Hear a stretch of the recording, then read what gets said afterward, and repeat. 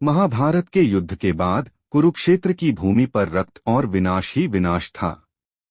कौरवों का वंश समाप्त हो गया था और पुत्रों को खोने के गहरे दुख में डूबी हुई गांधारी का क्रोध उफान पर था। जब श्रीकृष्ण वहां पहुंचे तो गांधारी ने उन्हें देखा और अपने आंसुओं में भरे क्रोध से कहा, हे कृष्ण, तुम सर्वशक्तिमान हो। तुम्हारे हाथ में सब कुछ था, फिर भी तुमने इस महायुद्ध को रोका नहीं। मेरे 100 पुत्रों की मृत्यु तुम्हारी मूक सहमति से हुई है। तुम्हें इस विनाश का दंड मिलना ही चाहिए। मैं तुम्हें श्राप देती हूँ कि जैसे मेरा वंश समाप्त हुआ है, वैसे ही यादव वंश का भी नाश हो जाएगा। कृष्ण माँ, मैं तुम्हारे दुख को समझता हूँ। यह महायुद्ध धर्म की स्थापना के लिए अनिवार्य था और मैं इस विनाश का भागी हूँ। तुम्हारा श्राप स्वीकार है, क्योंकि यह संहार कालचक्र का ही एक भाग है। जो जन्म लेता है उसका अंत भी होता है और यह विधि का विधान है। गांधारी के श्राप के कुछ वर्षों बाद यादव वंश में अहंकार, मद और आपसी वैमनस्य बढ़ने लगा। एक दिन यादवों ने ऋषिमुनियों के साथ मजाक करते हुए एक उपहासपूर्ण खेल खेला, जिससे ऋषियों का क्रोध भड़क गया। उन्होंने यादवों को श्राप दिया कि यादव वंश का नाश एक लोहे के टुकड़े से होगा। यह टुकड़ा बाद में एक गदा बन गया, जिसने यादवों के संहार में मुख्य भूमिका निभाई। श्रीकृष्ण ने अपने भाई बलराम से कहा, भैया, गांधारी का श्राप और ऋषियों का शाप हमारे वंश का अंत करेंगे। हमारे यादव इस अहंकार के चलते स्वयं ही विनाश की ओर अग्रसर हैं। यह नीति है और हमें इसे स्वीकार करना होगा। इस प्रकार यादव वंश का अंत हुआ और श्रीकृष्ण ने इस नाश को विधि का विधान मानकर धैर्यपूर्वक स्वीकार किया। यादवों के विनाश के पश्चात श्रीकृष्ण ने प्रभास क्षेत्र के जंगलों में योग मुद्रा में समाधि लगाई। वे जानते थे कि उनके जीवन का भी अंत निकट है। उसी समय एक शिकारी जरा ने उन्हें हिरण समझकर उनके पैर में तीर चला दिया।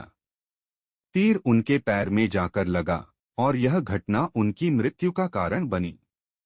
शिकारी ने जब देखा कि उसने अनजाने में कृष्ण को चोट पहुंचाई है तो वह घबरा गया और क्षमा मांगने लगा। श्रीकृष्ण मुस्कुराते हुए, जरा चिंता मत करो, यह घटना मेरे लिए मुक्ति का मार्ग है। मेरे इस नश्वर शरीर को त्यागने का समय आ गया है। तुमने बस एक निमित्त बनकर कार्य किया है। जाओ, तुम्हें कुछ दोष नहीं है। इसके बाद श्रीकृष्ण ने अपने शरीर का त्याग किया और परमधाम को प्रस्थान किया। जब अर्जुन ने श्रीकृष्ण का अंतिम संस्कार किया तो उनके शरीर का हर अंग अग्नि में भस्म हो गया, परंतु उनका हृदय नहीं जला। यह हृदय अमर था, दिव्य था और उसमें उनकी आत्मा का अंश समाहित था। भक्तों ने इस हृदय को एक पवित्र अवशेष के रूप में संरक्षित किया और इसे बाद में जगन्नाथपुरी में भगवान जगन्नाथ के रूप में प्रतिष्ठित करने के लिए रखा गया। कुछ समय पश्चात राजा इंद्रद्युम्न को स्वप्न में भगवान विष्णु ने आदेश दिया कि वह पुरी में एक मंदिर बनवाएं। स्वप्न में उन्हें समुद्र में तैरते हुए एक दिव्य लकड़ी के लठे का संकेत मिला, जिससे भगवान की मूर्तियां बननी थीं। राजा ने उस लकड़ी को खोजा और मंदिर का निर्माण आरंभ किया। राजा इंद्रद्युम्न प्रार्थना की, हे भगवान, मुझे मार्गदर्शन दे ताकि मैं आपके दिव्य रूपों की स्थापना कर सकूं। यह मंदिर आपके भक्तों के लिए एक पवित्र स्थान बनेगा। राजा ने मूर्तियां बनाने के लिए देवताओं के शिल्पकार विश्वकर्मा को बुलाया। विश्वकर्मा ने शर्त रखी कि वह बंद दरवाजों के भीतर मूर्तियां बनाएंगे और कोई उन्हें देखेगा नहीं।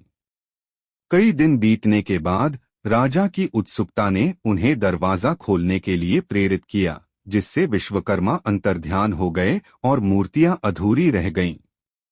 अधूरी मूर्तियां आज भी भगवान जगन्नाथ, बलभद्र और सुभद्रा के रूप में प्रतिष्ठित हैं। राजा इंद्रद्युम्न, भगवान, आपकी अधूरी मूर्तियों में भी पूर्णता और दिव्यता का वास है। इसे आपकी इच्छा मानकर मैं इसे यथावत स्वीकार करता हूँ। हर वर्ष भगवान जगन्नाथ, बलभद्र और सुभद्रा की रथ यात्रा निकाली जाती है, जिसमें वे अपने भक्तों के दर्शन के लिए गुंडिचा मंदिर जाते हैं। यह यात्रा इस बात का प्रतीक है कि भगवान केवल मंदिर में नहीं, बल्कि अपने भक्तों के बीच भी हैं। मैं अपने भक्तों के लिए हूँ और वे मेरे लिए। रथ यात्रा हमारा मिलन है और मैं अपने भक्तों के बीच ही सदा हूँ। सब्सक्राइब करना न भूलें। तो मिलते हैं अगले वीडियो में, जहां हम और भी रोचक विषयों पर चर्चा करेंगे। धन्यवाद।